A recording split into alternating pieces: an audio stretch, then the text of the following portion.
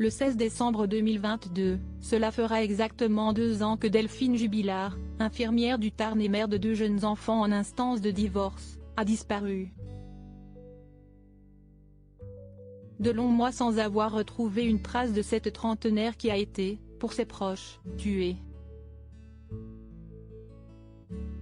En effet, pour eux, rien n'explique un départ volontaire soudain en abandonnant sa progéniture qu'elle chérissait tant. Son mari Cédric Jubilard est le principal suspect et se trouve en détention provisoire depuis juin 2021. S'il clame son innocence par la voix de ses avocats, un nouvel élément vient l'accabler, alors qu'il va participer à une reconstitution de la dernière nuit de sa femme.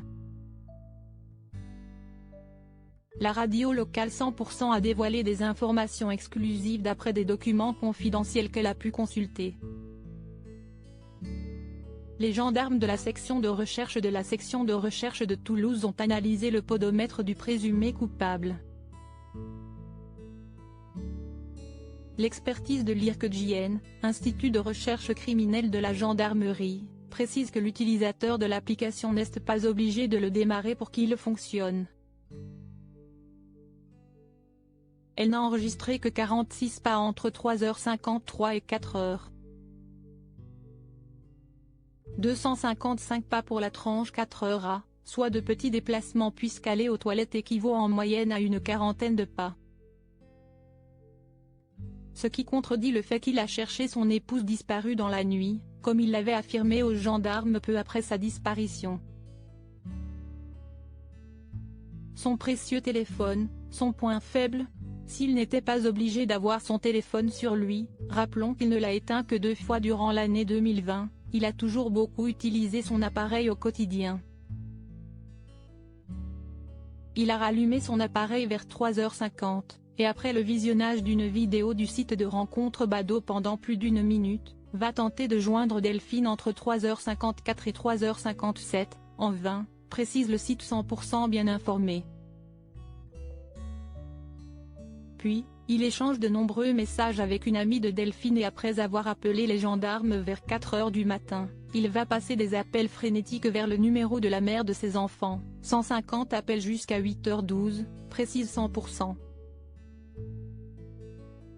De quoi appuyer le fait que le peintre plaquiste n'a pas dû se séparer de son smartphone et que donc, le podomètre a pu bien calculer le nombre effectif de pas qu'il a fait.